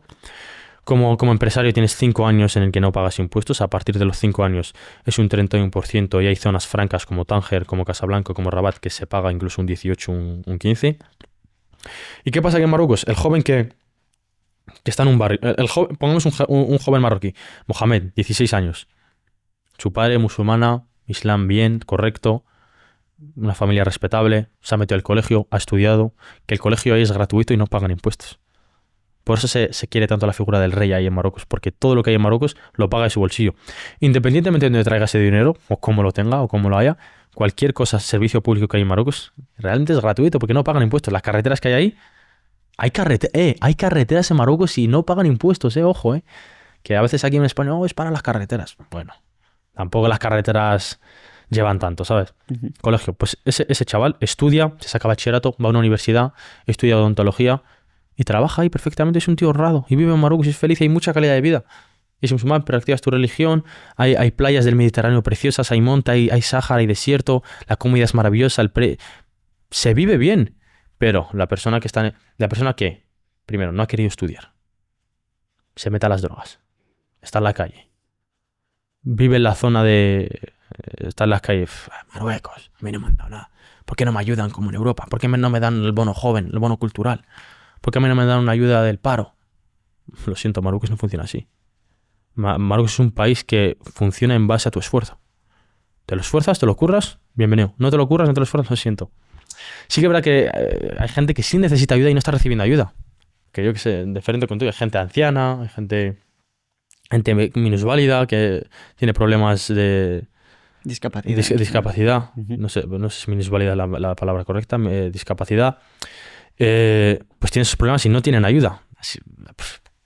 Así funciona la realidad en ese país, así es. Así, el juego es así, las cartas son estas. ¿Quieres jugar? ¿Sí o no? ¿No quieres jugar? Pues el que se queja de que no hay ayuditas, que es un drogadicto, que está en el barrio, que lleva un machete aquí, que está metido en las peleas. De esa gente que culturalmente no tiene estudios, porque no ha querido estudiar, a eso yo me refería. Es una persona que está metida en las drogas, que se pelea, que es conflictivo. Esa persona que dice, si yo voy a España, que viene ahí mi primo todos los veranos y le veo bien vestido, con dinero. En España me han dicho que dan ayudas. En España no sé qué. Hostia, y si me voy a España, si realmente no tengo nada que perder, no tengo hijos, no tengo un estudio, no tengo una profesión aquí, no tengo dinero. Solo estoy aquí en la calle con el Said, robando, liándosela a los turistas. Si me voy a España no tengo nada que perder. Pues esa gente sí arriesga su vida. Pero yo sí estoy en Marruecos, tengo vida social, soy una persona honrable, que tiene trabajo, que tiene estudios, que tiene un sueldo, que tiene sus vacaciones en verano. Marroquí, como marroquí que vive ahí, la mayoría, básicamente. ¿Voy a arriesgar yo mi vida para cruzar el Mediterráneo y perder todo lo que tengo? Pues ni se le pasa por la cabeza. Pero el que sí arriesga todo es el que no tiene nada que perder. El chaval que está en la calle sin estudiar. Te estoy hablando de un específico, que hay gente que sí sube, que es honrada, y musulmana, y practicante, y buena gente. Pero hablando de este tipo de persona, que si sube, pues llega, centro de menores, le sale bien la jugada, llega, y su mentalidad ¿cuál es? Delincuencia, silbar a las mujeres por la calle, robar a ancianos, les robaban Marruecos. Pues llega aquí y ve que no hay castigo duro como en Marruecos, Que no están los padres. que no están los papis, que robo una cartera y a los no sé qué días me sacan, que robo una bici. Ve casi que impunidad. Que en España me puedo meter a una casa y no me echan, porque en Marruecos si entras a una casa es como Estados Unidos. Si entras seguro que ahí, bueno, bien no vas a salir. Si tú entras a una casa ahí, bien no vas a salir. Te zurro yo y la policía también. Me quedo a gusto, y luego viene la policía y se queda a gusto también, y luego vemos ya legalmente qué acciones voy a tomar contra ti. Pero a gusto me voy a quedar si tú entras a mi casa. Estás violando mi derecho de vivienda. Pues el que viene aquí, que tiene esa mentalidad, que no ha estudiado, que no tiene nada que perder, llega aquí y está en la Rambla, encima con... ¿Qué pasa? Que tampoco se adaptan, están entre ellos. Es como que van 5 colegas de esta mentalidad que te comentaba, vienen juntos, le meten al mismo centro de menores juntos, ven que tienen dinero, se instalan el TikTok, el Instagram, placeres, mujeres por la calle, robar carterita por aquí, como no se adaptan, como... También hay un problema, es como un problema de todos, pero hablando de esto, pues esta gente que no se adapta, que se pone a robar y ve que encima no hay mano dura, pues es como, papá, pedazo de pastel es este, estoy en mi salsa, en plan. Y lo que a veces hay partidos políticos que critican el tema de las pagas, o sea, eso es verdad, efectivamente, o sea, exactamente cuánto se da o cuánto... No te puedo decir exactamente porque yo nunca he recibido una ayuda, nunca he pedido una paga de nada, ni becas, incluso nada. Pero no sé, a esa gente sí de alguna manera se tendrá que ayudar, supongo. Supongo que hay algo destinado que va para la inmigración, para las ayudas. Es más, Europa paga a Marruecos todos los años millones por lo de las fronteras. Es verdad, Marruecos es la encargada de gestionar todo el continente de África, que si no fuera por Marruecos, te lo digo desde ahora, si no fuera por Marruecos, si mañana Marruecos decide cortar las relaciones con Europa, de no recibir su dinero, de no hacer caso a las fronteras, es que no es los marroquíes, es que es toda África. Es que es el Congo, es que es... Básicamente, Marruecos es un socio muy importante para España. Realmente es un país, aunque queramos meter odio, son realmente muy amigos y llevan muchos años colaborando. Pero si Marruecos decide no gestionar toda la cantidad de inmigración que viene gente de toda África que quiere llegar a España. Lo que llega es muy poco. Lo que llega es... Marruecos ya está haciendo un gran trabajo. Porque lo demás, evidentemente, no es Marruecos. Son mafias, traficantes de contrabando. El marroquí que cruza el mar paga 5.000, 4.000 euros, 10.000, 15.000 euros para llegar a España. Esas mafias les prometen que España es el paraíso. El marroquí se la cree. No sé dónde saca ese dinero. Lo paga. Y llega a España y se encuentra otra realidad. Y bueno, el que es honrado trabaja, el que es honrado va a la obra, trabaja en negro, porque esa es otra. Tú llegas al país, no tienes permiso de trabajar. Eres un incógnito. No ven tus antecedentes, no saben quién eres, no saben dónde vienes. Que llega un inmigrante, pues primero se tiene que saber quién es, darle permiso de trabajar. Eres marroquí, vale, tráeme tu certificado de antecedentes. Ah, que no tienes antecedentes, perfecto, vale, ahora te puedo dar un permiso de trabajar. Vas a la obra, trabajas, cotizas, ayudas a la sociedad y colaboras en el país. Pero tú llegas, no sabemos tus antecedentes, no sabemos si en Marruecos has matado a 3 personas o no. No sabemos si eres narcotraficante o no. No te doy permiso de trabajar, pues esa persona ¿qué hace? ¿El honrado? Bueno, pues quiero empezar mi vida de nuevo, me voy a la obra, pido trabajo, me dan 40 euros al día, ahorro, pasan 3 años y ya saco mis papeles. El que no es honrado, pues aquí nadie sabe quién soy. A robar, a vender droga, no sé, busca una alternativa, pues como que es incógnito en ese aspecto. ¿Y cuál crees que es el partido político que más puede beneficiar a la gente musulmana o marroquí en España? Y también... musulmán. O sea, ¿a quién crees que vota la mayoría de la gente marroquí? Te voy a decir, islámicamente, yo no me gusta meterme en política, yo no voto a ningún partido. Islámicamente, el partido que menos ataca al Islam y menos odio hay es el Partido Socialista, pero al mismo tiempo es el partido que más apoya el concepto woke y el LGTB, y como que el musulmán que vota a PSOE es como, vale, muy bien, pero al mismo tiempo te estás contradiciendo. Luego también Vox es el partido que más... tiene valores tradicionales, más defiende la familia, lo del aborto, el derecho a la vivienda. En ese aspecto se parece más al Islam en esos valores, pero sí que es verdad que ataca mucho al Islam y genera esa polaridad y ese odio para, generar, pues eso, un movimiento social y que la gente tenga un enemigo, porque como ser humano necesitamos, para que la gente se una, necesita tener un enemigo común. El enemigo común, pues es para los socialistas, es el empresario peligroso que quiere el dinero y la riqueza solo para él. Vale, tenemos un enemigo común. Para el de Vox, su enemigo común es la gente que viene, los inmigrantes, No es así, la realidad es diferente. Sí que hay ciertas cosas que son verdad. Pero bueno, ¿qué te voy a decir? Pues el que más favorece y menos ataca al Islam y más libertad te da, pues es el Partido Socialista. Pero también tiene cosas que van en contra del Islam, la homosexualidad, el Islam sí que está, O sea, ¿tú crees está a favor que- del derecho a la vivienda, Ujú. la propiedad privada. Va en contra de eso, pero sí, y el Vox es completamente diferente. Sí tiene esos valores, pero en este caso es un partido islamófobo para mí. Ataca al Y, Islam. y al igual que esto, ¿no? Que, por ejemplo, en los cubanos en Estados Unidos, teniendo en cuenta que salen de Cuba muchos, Sí. pues es probable que voten por Donald Trump, ¿no? Correcto. O sea, seguir ahí, ¿no? Yo- O sea, yo la vo- mayoría de marroquíes, ¿a quién crees que votan? Yo considero que votan la mayoría al Partido Socialista, creo. Ujú. Al final es el partido que más, tú como persona, votas al partido que más te beneficia, el que más te va a permitir vivir el estilo de vida que quieres vivir. Este aspecto como marroquí, aparte que, bueno, por todo lo de Palestina también, el Partido Socialista, Pedro Sánchez ha reconocido eso, también es un punto muy a favor también. Lo de las ayudas, evidentemente, pues también, no sé, son muchas cosas. Yo política no me sé meter, pero sí, yo considero que la gente vota más al Partido Socialista. La inmigración en sí, no solo los marroquíes, los venezolanos, los latinos. Y luego Vox, pues no lo sé tampoco. El español que se siente muy español, el español Ujú. que quiere defender lo suyo, el español que tiene valores cristianos.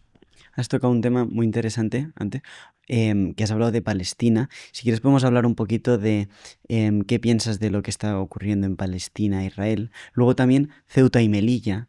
Ok. Si deberían ser marroquíes, si no, hay Mm. mucha gente de Marruecos que piensa Vale. que sí, imagino. Bueno, no sé. O sea, temas así. O incluso el Sáhara. Perfecto, ok. Ujú, Respecto al tema de Palestina e Israel, básicamente es un genocidio. ujú. Diciéndolo así con la palabra clara, estamos viviendo un momento de la historia en el que está habiendo un crimen de humanidad, en el que se están matando a niños, a inocentes. Y claro, con las redes sociales nos hemos acostumbrado a ver tanto odio, tanta matanza en la sociedad que ya hemos generado en nuestro corazón, por así decirlo, indiferencia. Vemos crimen, vemos guerra, nos da igual, deslizamos y nos vamos. Pero está ocurriendo un genocidio, está ocurriendo una matanza completa. ¿Qué pasa? Que hoy en día, ¿cuál es la solución? ¿Cómo se debe solucionar? Vemos que nadie hace nada, que los partidos no hacen nada. ¿Qué opino? Que es una injusticia que me duele en el corazón, que no solo como musulmán, no solo como seguidor de ningún partido político, sino como ser humano, lo que está ocurriendo te debe tocar el corazón y se debe denunciar. Y gracias a eso estoy muy contento. No soy español porque tengo el pasaporte marroquí, pero si fuera español estaría muy orgulloso del gobierno español en este aspecto, de haber reconocido y haberle dado derecho al Estado palestino de defender su tierra. Estaría muy orgulloso como español de haber defendido los derechos humanos. Aunque no te guste Pedro Sánchez, en ese aspecto ha hecho una cosa muy humana, ya no solo como político, ya no solo como representante de un país, sino como un ser humano, básicamente. Y se debe denunciar y me parece muy atroz y bueno, si profundizamos más pues me pondré emocional, pero tampoco es el sitio. Pero si es para denunciarlo y para decir que si eres un ser humano, lo que está habiendo es básicamente lo que tienes que hacer es tener autocrítica, diferenciar y ver realmente qué está pasando. Y si eres inteligente y ves la realidad como es, te vas a dar cuenta que está ocurriendo un genocidio, básicamente. Ujú. Respecto a lo que me comentabas de que Marruecos quiere que Melilla y Ceuta sean suyas. El español bromea mucho también con lo de Gibraltar. Gibraltar es español. No, Gibraltar es inglés. Sí, pero Gibraltar era de España. El marroquí dice lo mismo. El marroquí también bromea con Ceuta es marroquí, Melilla es marroquí. Marruecos, hay que recordar que a veces, por ejemplo, cuando estamos opinando sobre Marruecos, hay que tener en cuenta que muchos españoles comparamos Marruecos con España, con Europa.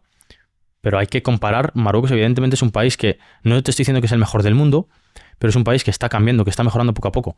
Si Marruecos lo comparas con los países africanos, ahí ya hablamos. Marruecos es de lo más top en África. Ujú. Pero si lo comparas con España, pues evidentemente le falta mucho en el aspecto social, en el aspecto económico, etcétera, etcétera. A mí me dice mucho, si Marruecos está tan bien, si Marruecos es tan bonito, está tan bien, ¿por qué no te vas a Marruecos? Si Marruecos es un país maravilloso. Pero ¿qué pasa? ¿Que el español que se va a Alemania quiere decir que España no es bonita? ¿Que España no es preciosa? España es preciosa, es bonita. Pero él decide irse a Alemania a buscar otras oportunidades. Hay que tener en cuenta que Marruecos ha salido de una colonización. Es un país que ha sido colonizado. Antes de la colonización no existía Ceuta, Melilla, Marruecos, el Sáhara Occidental, no. Existía el Gran Magreb, Argelia, Mauritania y Marruecos. Ha venido Occidente, como siempre, Europa, con su soberbia y con su capacidad de yo soy el rey del mundo, a dividirse el país con regla. Esto es para mí, este trocito es para ti, este trocito es para ti.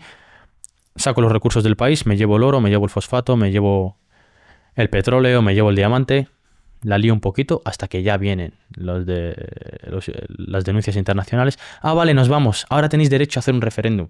Sí, si la fiesta ya me la han liado. Si Marruecos, evidentemente, cuando España se fue del Sáhara Occidental, pacíficamente hicieron la Marcha Verde, que es 900, 1 millón de musulmanes, de marroquíes andando a pie yendo al Sáhara, reconociendo que el Sáhara es marroquí. Si realmente los marroquíes reconocieran todo su terreno antes de que fuera colonizado por Francia y España, Argelia y Marruecos deberían ser un mismo país. Argelia, Marruecos y Mauritania. ¿Qué pasa? Que Marruecos ha hecho Marruecos ha hecho lo máximo posible para recuperar su tierra por lo que era. ¿Qué pasa? Que a veces nos olvidamos como occidentales de que se ha saqueado África. Que África viene de una colonización, que poco a poco están mejorando, están cambiando. Socialmente el tiempo es diferente. Marruecos, con comparación con otros países africanos, está avanzando muchísimo. Pero si tú me comparas constantemente Marruecos con África, Marruecos con España, con Europa, claro, me has robado todos los recursos, has avanzado en todo, lo positivo te lo has llevado, lo malo te lo has dejado. Y actualmente en África hay muchos países que siguen controlados, por ejemplo, por el gobierno de Francia. Por Inglaterra ya no, pero sí que hay que reconocer que España en África ha intervenido muy poco, tenía pues eso, el norte de Marruecos, el Sáhara Occidental, creo que también Cabo Verde, Guinea Ecuatorial, el único país africano que se habla español, pero ella ya tenía su película en Latinoamérica, por eso no estaba tan enfocada en África. Pero hay que entender eso, que mucha gente está comparando África, sí, Marruecos está muy, porque si está tan bien, ¿por qué no es como España? Claro, es que España no ha sido colonizada, es que a España no se le han robado sus recursos, es que España... Hay que entender siempre el contexto histórico, hay que estar documentado y al afirmar una afirmación hay que estar seguro de que es una opinión razonable y que sea justa, no por opinar. Porque el español que se va, como te he dicho, a Alemania o a Suiza, ¿qué pasa? ¿Que España no es bonita o qué? Marruecos también es bonita, está avanzando poco a poco. España también es bonita, está avanzando poco a poco. Pero si una persona inmigra, va a decidirse a un país porque él considera que puede hacerlo. Y ese país, gracias a Dios, hay derechos humanos y hay conceptos y hay maneras para poder inmigrar de manera legal y adaptarse a un país y aportar a ese país y ya está. Y ya para ir... Si hay marroquíes que piensan que Melilla o Ceuta es marroquí, sí. Al igual que hay españoles que piensan que Gibraltar es español. Que una idea cultural en la sociedad se hable no quiere decir que el gobierno esté planificando atacar Ceuta y Melilla. Porque si Ceuta y Melilla fueran marroquíes, te aseguro que vendría menos inmigración a España. Y el contexto social y todo se gestionaría más. Pero bueno, ahí está Marruecos y Ceuta y Melilla, esas ciudades están soportando mucho, básicamente. Y quieras o no, necesitan de Marruecos para que su economía fluctúe y para que haya comercio. Básicamente, Ceuta y Melilla viven de eso, de las fronteras, del intercambio comercial que hay ahí. Pero bueno, ahí te dejo. José, ya para ir terminando, si quieres, me gustaría preguntarte qué crees que puede ocurrir con una Europa. Bueno, primero todo, que pienses cómo está Europa, si lo ves fuerte o que está perdiendo los valores, está perdiendo las raíces o no. Completamente, sí. Bueno, pues cuenta un poco qué puede ocurrir. Escuchando un poquito el podcast te puedes dar cuenta que estoy a favor de esos valores tradicionales y tal, y Europa evidentemente se está yendo en comparación con lo que era. Hablando históricamente, Europa con lo que era antes era muy respetada. Europa era pues como decíamos, un país colonizador, mandaba en el mundo, hacía lo que quería, tenía valores tradicionales, era muy cristiano. Hoy en día ya no. Hoy en día, pues eso, Europa es como básicamente un circo de experimentos sociales y experimentos de todo tipo y libertad para todo, para probar todas las creencias, ideologías. Gracias a Dios supongo que mantiene todavía lo que es la libertad de hacer lo que tú quieras, ¿sabes? ¿Qué pasa? Que esa libertad a veces no beneficia a la comunidad entera. Y sí que está en decadencia. ¿Cuál es la solución? Para mí, creer en Dios, ser justo, mirar por tu interés y por el de tu comunidad. Y bueno, como todos los imperios, como el romano, como el bizantino, como el persa, como la edad de oro del Islam, todas las sociedades o imperios que llegan a su punto álgido, a su prime, por así decirlo, acaban cayendo. Y así funciona la historia, así funciona el mundo. Europa no siempre será Europa. Llegará un momento en el que le tocará, podríamos poner Oriente Medio. Yo ahora mismo el futuro lo veo en Dubái, Arabia Saudí, Oriente Medio, toda la península arábiga. Creo que el desarrollo, la nueva economía, el futuro y China también se están espabilando mucho en ese aspecto, y puede que la edad dorada ya no sea del capitalismo europeo y estadounidense, sino que sea el árabe y el asiático en este caso. Al final la sociedad funciona así. Como ser humano lo que puedes hacer es ser egoísta y pensar en ti mismo primero y en tu familia y mirar cuál es la mejor decisión.